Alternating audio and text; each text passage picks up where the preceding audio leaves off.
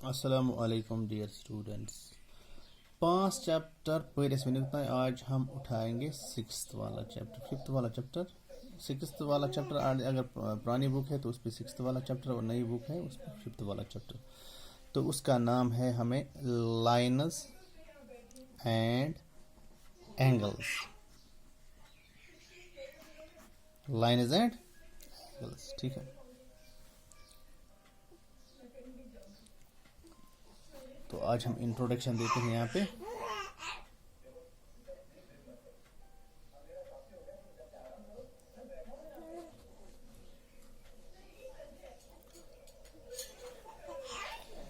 अच्छा, चूँकि हम स्टार्ट करने जा रहे हैं ज्योमेट्री, तो ज्योमेट्री हम देखेंगे ज्योमेट्री का मीनिंग क्या है, कहाँ से आया है। तो geometry, Jio METRY, geometry comes from the Greek. ये ग्रीक से आया है, कम्स फ्रॉम ग्रीक। जियो इसका मतलब है मीनिंग द अर्थ, जो मीनिंग द अर्थ, एंड मेट्रियन मीनिंग, इसका मतलब क्या है मेट्रियन मीनिंग टू मेजर। इसका मतलब है कि जियो मीनिंग जियो का मीनिंग है अर्थ और एंड मेट्रियन का मीनिंग है मेजर। तो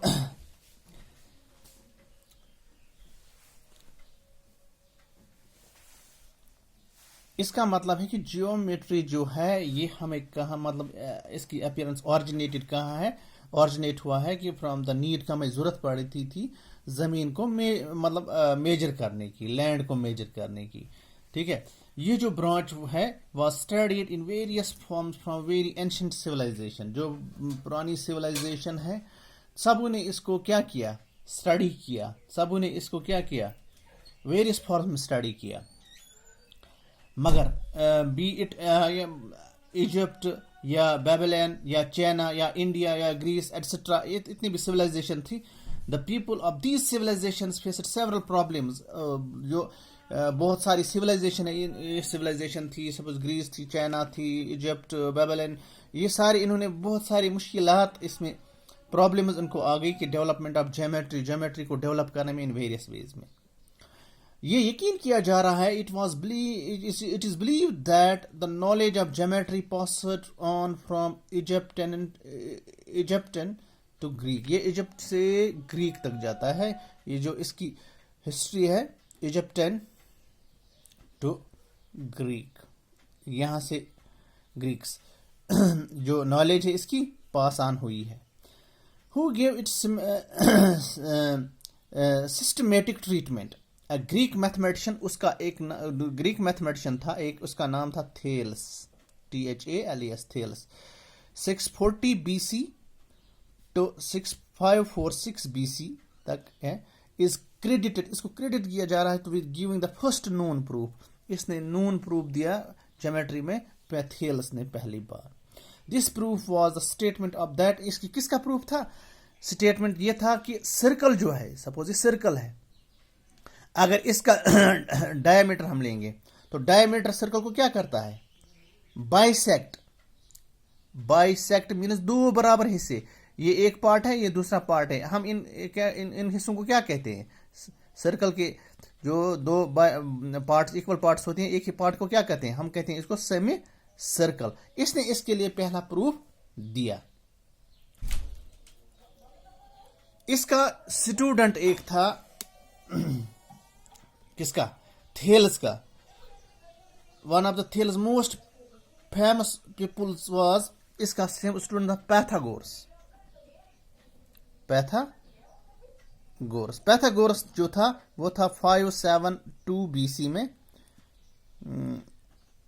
572 BC। तो इसने क्या दिया, whom he had heard about the Pythagoras and his group discovered many geometrical properties and developed the theory of geometry to the great extent। इसने जो theory of geometry है इसको बहुत डेवलप किया है, किसने? पैथागोरस ने।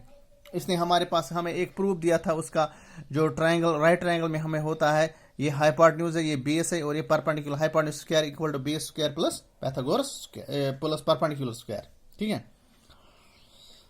द प्रोसेस, ये जो प्रोसेस है ये 300 BC तक कंटिन्यू चला गया।